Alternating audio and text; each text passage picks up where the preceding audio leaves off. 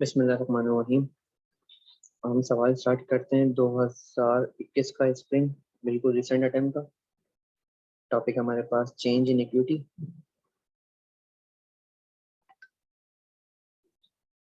बिल्कुल पहले पेज पे पहला सवाल था हमारे पास, ये क्वेश्चन नंबर 1। रिक्वायरमेंट पढ़ते हैं। Prepare the all statements of change in equity for the year ended 31 December 2022। Column for total and the comparative figures are not required. जिंदगी आसान कर दी कि लास्ट जगह नहीं बना के दिखाना है, नहीं फिर भी हम टोटल कॉलम बना लेंगे अपनी खुशी के लिए। अच्छा, भी सवाल पढ़ते हैं। Number a point, the share holder equity as on 1 जनवरी 2020। 1 जनवरी 2020 को हमारी ओपनिंग इक्विटी कितनी आ रही थी हमारे पास? शेयर कैपिटल आ रहा था कितने से? 250 मिलियन से। एक शेयर कितने का आपके पास? 100 पर शेयर। उसके बाद अगर हम इसको टोटल खाली नंबर ऑफ शेयर्स मालूम करना चाहें तो 250 को डिवाइड कर देंगे 100 से, तो हमारे पास आ जाएगा 2.5 मिलियन शेयर्स। शेयर प्रीमियम में हमारे पास 138 मिलियन के, रिटेन अर्निंग है पास 142 मिलियन की, रिवैल्यूएशन सरप्लस आ रहा है लैंड का 25 और बिल्डिंग का 420। तो अगर इनको मैं सम अप कर लूँ इन दोनों को तो ये बन जाएगा, लेट से अगर हम खाली इन दोनों की बात करें तो ये हो रहा है 45 से रिवैल्यूएशन सरप्लस। तो ये जो ओपनिंग बैलेंस है वो हम इसको इनकॉर्पोरेट कर लें सबसे पहले।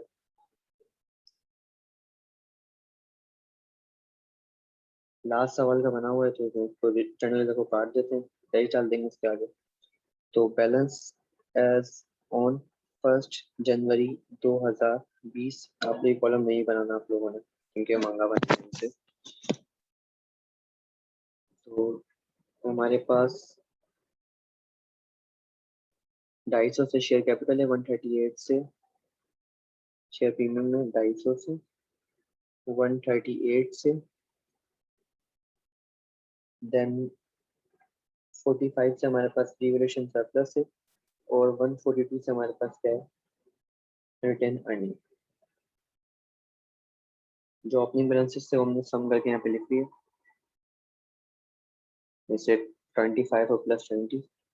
अगर टोटल इक्विटी मालूम करें हम लोग कितने हो गए हमारे पास इक्विटी, तो 250 plus 138 plus 45 plus 142। 250 plus 138 245 plus 142, ये हो गया मेरे पास 575।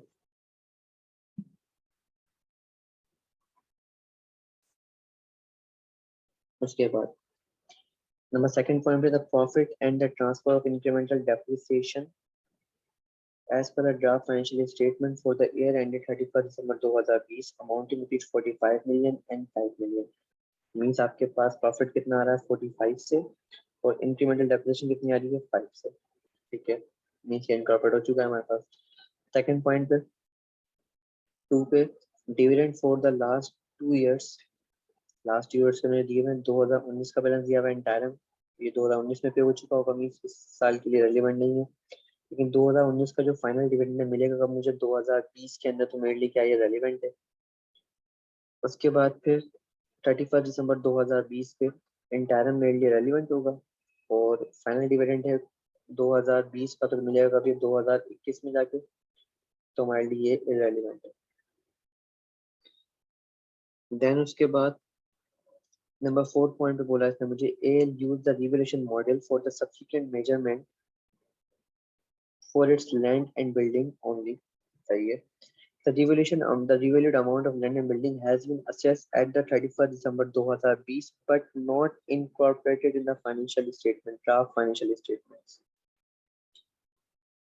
मीन्स अभी तक ये जो फाइनेंशियल स्टेटमेंट बना के दिए हैं आप लोगों को, बैलेंसेस दिए, प्रॉफिट निकाल के दिया है, इसमें ये इनकॉर्पोरेट ही नहीं हुआ अभी तक।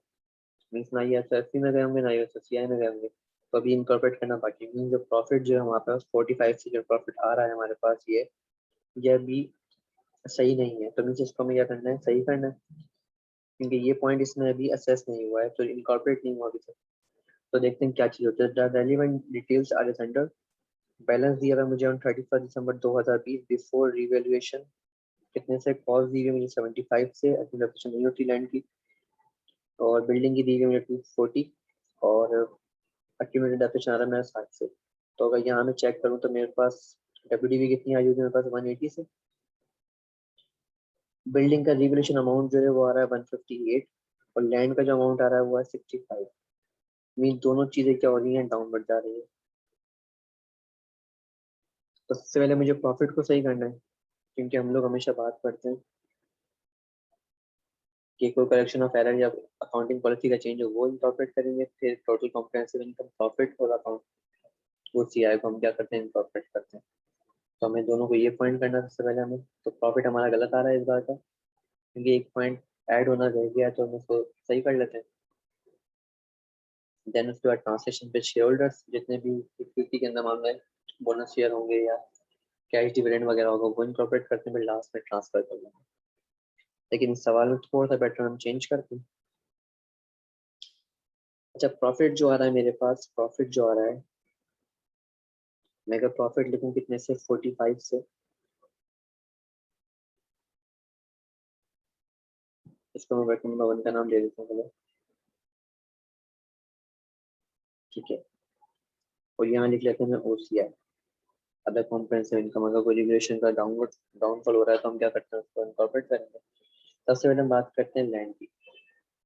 लैंड की अगर देखी जाए तो आज कॉस्ट कितनी है? मीन्स आज उसका एसीए कितना है? आज उसका एसीए कितना आ रहा है? उसका एसीए है कोई 75 से।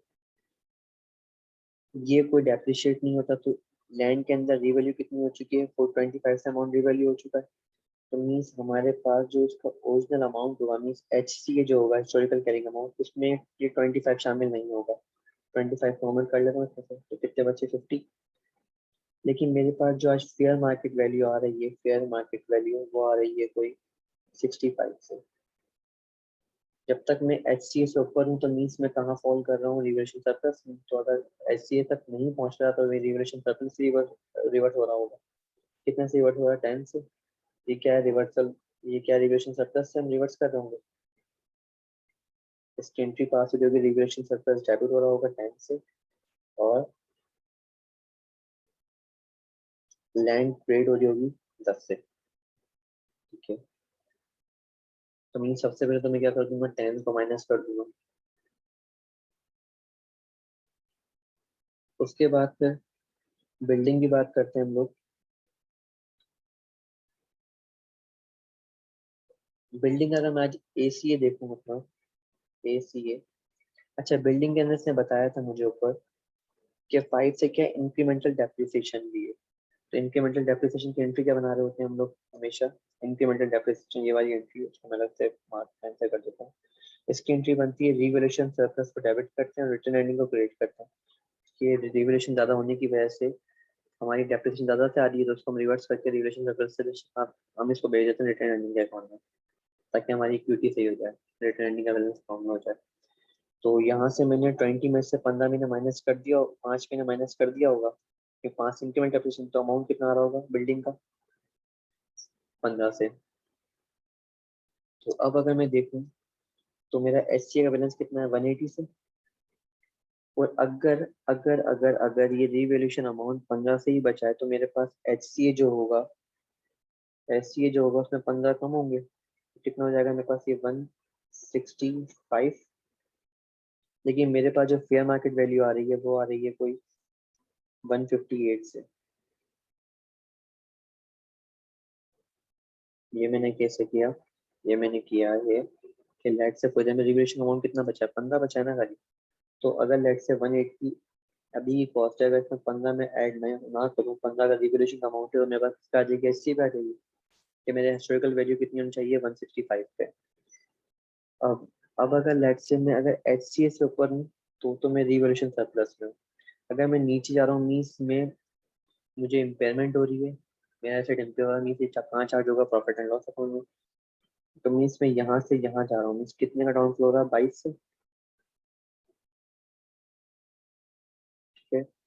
उसके बाद अगर मैं ए सी से एच सी पे जा रहा हूँ तो मेरे लिए क्या है? रिवैल्यूएशन सरप्लस का रिवर्सल कितने से हो रहा है? ये अमाउंट था ही 15 से, तो 15 से रिवर्स हो सकता है। बाकी जो अमाउंट बच रहा है 15 माइनस 22 माइनस 15, 7, ये मेरे पास क्या है, profit and loss account. Entry क्या बन रही होगी हमारे पास, एंट्री बन रही होगी हमारे पास रिवैल्यूएशन सरप्लस डेबिट हो रहा होगा 15 से, profit and loss account credit हो रहा होगा 7 से, और बिल्डिंग डेबिट हो रही होगी, क्रेडिट हो रही होगी 22 से। यहाँ पे बात क्लियर है। रिवैल्यूएशन सरप्लस मेरा अमाउंट कम हो रहा है कितने से, 15 से, और मजीद टोटल हो गया 25। और ये अमाउंट प्रॉफिट जो है मेरे पास, प्रॉफिट भी कम हो रहा है क्योंकि इम्प्लीमेंट हो रही है कितने से, 7 से। तो 45 माइनस 7, ये हो गया मेरे पास 38 से। ये बात क्लियर है। तो अगर मैं इनकॉर्पोरेट करूँ इस बात को, सबसे पहले प्रॉफिट नया वाला work number 1, then OCI work number 1, running में प्रॉफिट कितने जा रहा है मेरे पास 38 से, और 25 से क्या रिवोल्यूशन सरप्लस ट्रेड हो रही होगी, तो रिवोल्यूशन सरप्लस में मैंने 25 के वैल्यू मैंने माइनस कर दिया।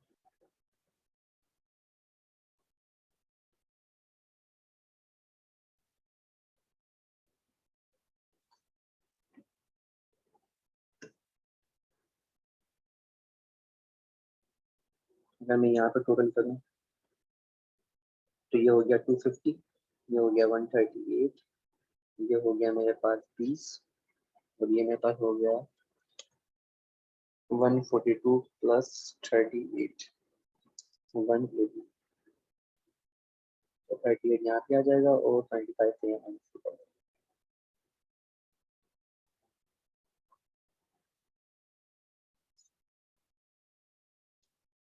580।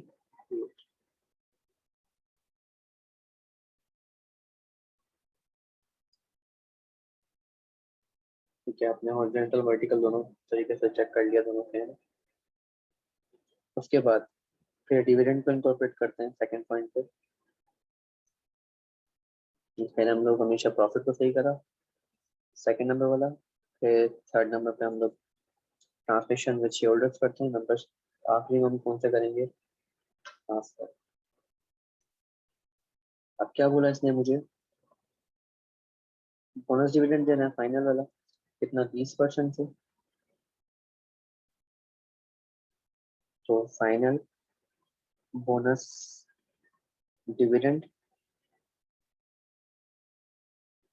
20%, तो 250 मल्टीप्लाई बाय 20%,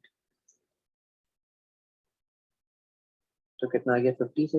एंट्री पास हो रही होगी, रिवैल्यूएशन रिटर्न अर्निंग डेबिट हो रहा होगा 50 से, और रिवैल्यूएशन सॉरी शेयर कैपिटल क्या हो रहा है हमारे पास, क्रेडिट हो रहा होगा, शेयर कैपिटल क्रेडिट हो रहा होगा 50 से। तो 50 से मैंने माइनस किया और 50 से यहाँ पे ऐड कर दिया, तो नेट इक्विटी को कोई फर्क नहीं पड़ा मेरे पास। उसके बाद फिर ये पॉइंट हो गया। देन इंटरम देना है मुझे 2020 का 12% से। अब मैं देखूंगा मेरे शेयर कितना होगा, मेरे शेयर हो गए, शेयर इक्विटी की हो गई मेरी 300 मिलियन से। अब जो रेट लगेगा वो किस पे लगेगा, 300 मिलियन पे।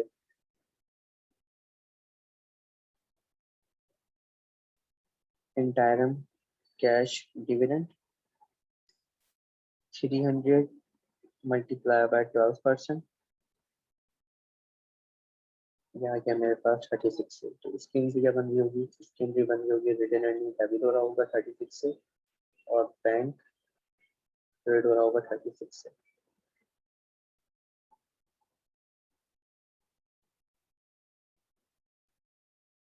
36 हमने यहाँ इसका इफेक्ट ले लिया। डन, यहाँ तक बात नहीं। तो ये पॉइंट क्लियर हो, ये भी पॉइंट कवर हो गया हमारा, सेकंड भी हो गया। सेकंड में सिर्फ आखिरी में इंक्रीमेंट एप्रिसिएशन का transfer to return earning. Number last point transfer